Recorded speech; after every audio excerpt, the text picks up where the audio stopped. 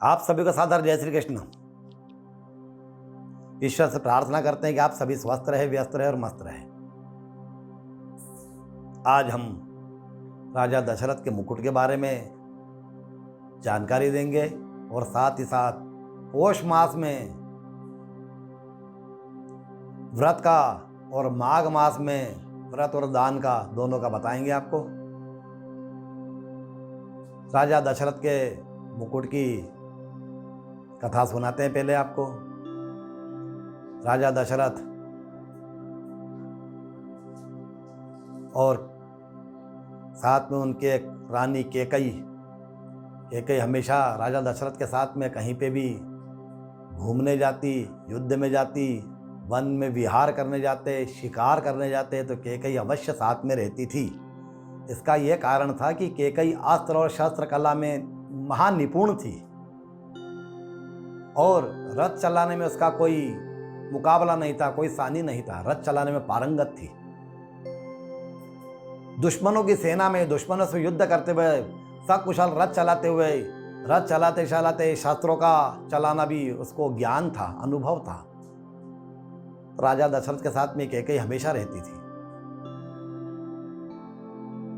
एक बार जब राजा दशरथ और केकई विचरण करने के लिए रथ में निकले, अचानक से उनका सामना बाली से हो गया। बाली से किसी बात पे उनका विवाद हुआ। विवाद होते होते युद्ध हुआ। युद्ध शुरू होने के समय राजा दशरथ और बाली दोनों आमने सामने हो गए। बाली को यह वरदान था कि जिस पे भी उसका दृष्टिपात होता, जिसको भी वो देख लेता, उसका आधा बल बाली के शरीर में आ जाता, उसका आधा बल वहीं समाप्त हो जाता शत्रु का। और बाली का विजय श्री का अभी वरदान प्राप्त था। उसको वरदान मिला हुआ था कि जो भी उसके सामने आएगा उसका आधा बल वहीं समाप्त हो जाएगा। और वह हारता, आधा बल समाप्त होते ही व्यक्ति हार जाता है। बाली विजय रहता, अजय रहता। उन्होंने दशरथ से युद्ध किया। युद्ध में राजा दशरथ की हार हुई। उसने शर्त रखी, एक ऑप्शन रखा, या तो आप अपना मुकुट छोड़ करके जाए या फिर अपनी रानी को यहां छोड़ करके जाए। राजा दशरथ ने अपना मुकुट वहां छोड़ा। केकई जो राजा दशरथ की पत्नी थी, उसके मन में बहुत क्रोधाग्नि भड़क उठी। लेकिन रघुकुल रीति सदा चली आई, प्राण जाए पर वचन न जाए वाली रीति पर वो चली। उस वक्त उसने कुछ नहीं करा और अंदर के अंदर ही क्रोधाग्नि भर करके चलने लगी। राजा दशरथ को रथ में बिठा कर रथ हाँक करके राजा को सकुशल लेकर घर चली आई। महल में प्रवेश किया, लेकिन क्रोध की अग्नि में जल रही थी, विरह की अग्नि में जलने के समान जल रही थी। किसी भी पत्नी के सामने अपने पति का अपमान हो तो वह पत्नी चुप नहीं बैठती है। वह बिल्कुल रात दिन उसका बदला लेने के लिए, अपना मुकुट वापस पाने के लिए उधेड़ बुन में लगी रहती।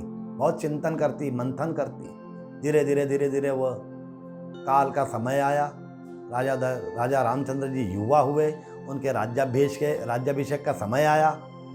जब राज्याभिषेक हुआ, राज्याभिषेक होने जा रहा था, तब केकई ने राजा दशरथ से गुप्त मंत्रणा के लिए अनुमति मांगी।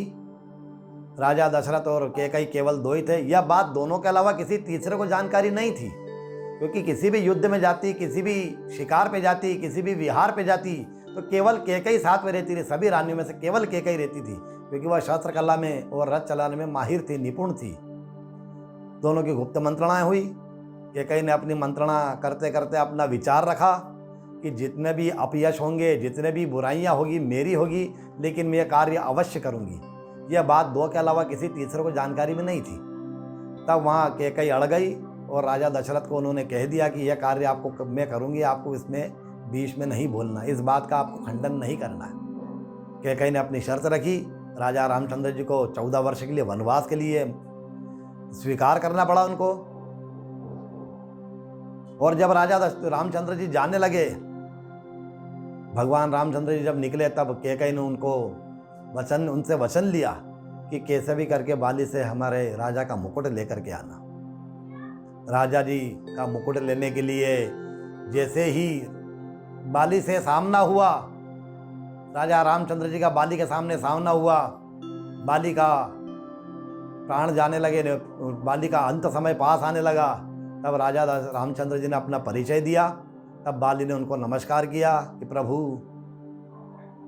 जब मैं रावण को बंदी बना करके लाया था तब रावण छल से वह मेरा मुकुट लेकर के चला गया। वह जो मुकुट है, जो आप मेरे से मुकुट मांग रहे हैं, वह तो वह लंका में लेके चला गया। प्रभु, आपसे मेरा निवेदन है कि आप मेरे पुत्र बाली को लेकर, मेरे पुत्र अंगद को लेकर के आप लेकर जाएं, आपकी सेवा में रखें। मेरा पुत्र अवश्य आपको मुकुट लेकर के आएगा, मुकुट वहां से प्राप्त करा के लाएगा।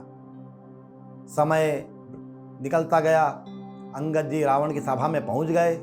वहाँ जा कर के रावण की सभासद में जितने भी वीर योद्धा थे, जितने भी बड़े बड़े धुरंधर पहलवान थे, जितने भी बड़े बड़े दबंग, बड़े बड़े शरीर वाले बलशाली लोग बैठे थे, उन सबको उन्होंने चैलेंज किया। सबको बिल्कुल चैलेंज कर दिया। अपना पैर जमा करके बोले कोई भी ये पैर हिला करके दिखा दे।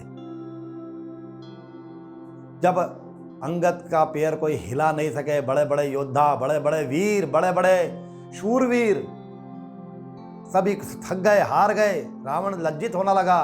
असंख्य जितने भी वीर थे, कोई भी उसको हिला तक नहीं सका।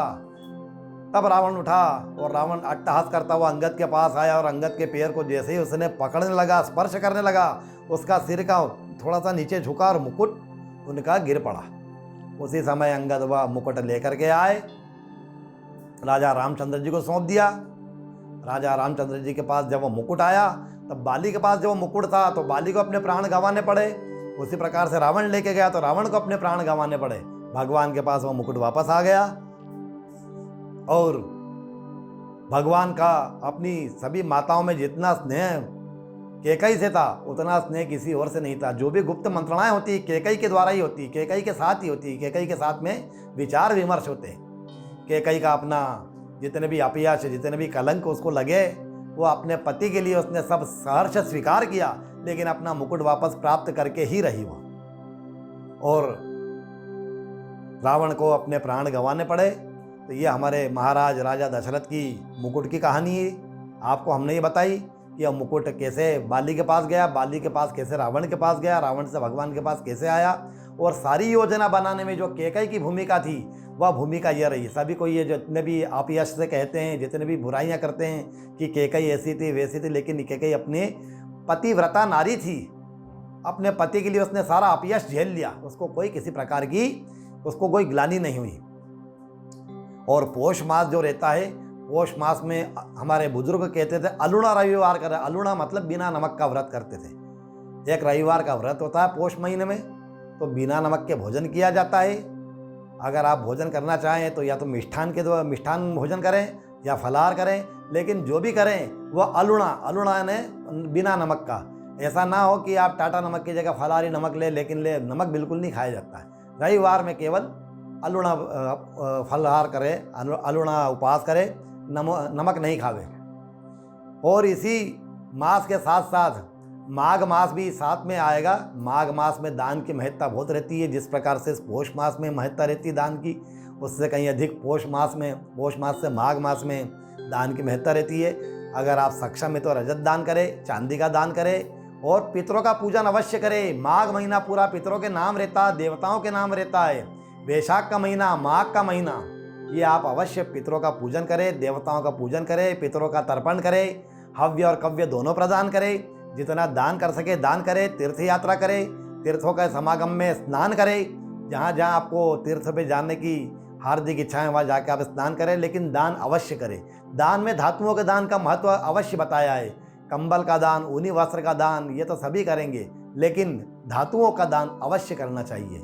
धातु का दान रजत यानी चांदी, सोना तो बहुत जो जिनकी श्रद्धा हो वही कर सकते हैं, क्योंकि थोड़ा सा महंगा पड़ता है। इसलिए चांदी या तांबा या कांसा जो भी आप दान करना चाहें दान करें। अन्न का दान करें, वस्त्र का दान करें, ऊनी वस्त्रों का दान करें, पद दान करें। उपानह पद यानी चप्पल, जूता, सैंडल जो भी आप दान करें। और पितरों का पूजन अवश्य करें। और पितरों का पूजन जब भी अवश्य करें तब अपनी बहन, बेटी, भुआ को अवश्य बुलाए, भांजे भांजी को अवश्य बुलाए। जिस दिन आपके आसपास कोई भी पितरों का पूजन करे, अपने आसपास अपने भांजे भांजी, फूफा जी, भुआ जी, इनको अवश्य बुलावे, बहन बेटों को अवश्य बुलावे। तब पितर इनसे प्रसन्न होते हैं। भले ही आप दान ब्राह्मण को करें, लेकिन इनको अवश्य बुलाएं, इनके सानिध्य में इनका सम्मान करें और पितरों का पूजन भी अवश्य करें। कोई भी किसी प्रकार की अगर आपको कोई परेशानी है बच्चे से संबंधित है, पति पत्नी से संबंधित है, आर्थिक रूप से जो भी समस्या आती है, किसी का बच्चा पढ़ता नहीं, उद्दंड होता है, पढ़ाई में कम मन लगता है, या थोड़ा सा विक्षिप्त होता है, या थोड़ा सा वाचाल होता है, ज़्यादा मस्ती करना, वाचाल होना, विक्षिप्त होना, थोड़ा सा पंगु पागलपन होना, कमजोरी बुद्धि, कम बुद्धि वाला होना, इन सभी का उपाय होता है। पति पत्नी के तलाक हो तो तलाक रुक जाएंगे, अनबन हो तो वो परेशानी दूर हो जाएगी। हर तरह की समस्याओं का समाधान वैदिक मंत्रों की ऋचाओं के द्वारा, वैदिक मंत्रों की साधना के द्वारा, वैदिक मंत्र की ऋचाएँ और वैदिक मंत्र की साधनाओं से ही सारी समस्याओं का समाधान है। जो भी कोई बीमारी, परेशानी, वेंटिलेटर वाली बीमारी, डॉक्टरी बीमारी जो भी हो, उस सभी का समाधान होता है। अगर आपको यह जानकारी अच्छी लगी हो तो आप लाइक अवश्य करें, शेयर अवश्य करें, कमेंट्स अवश्य करें, और सब्सक्राइब नहीं करा हो तो सब्सक्राइब अवश्य करें। आप सभी को सादर जय श्री कृष्ण, जय श्री कृष्ण।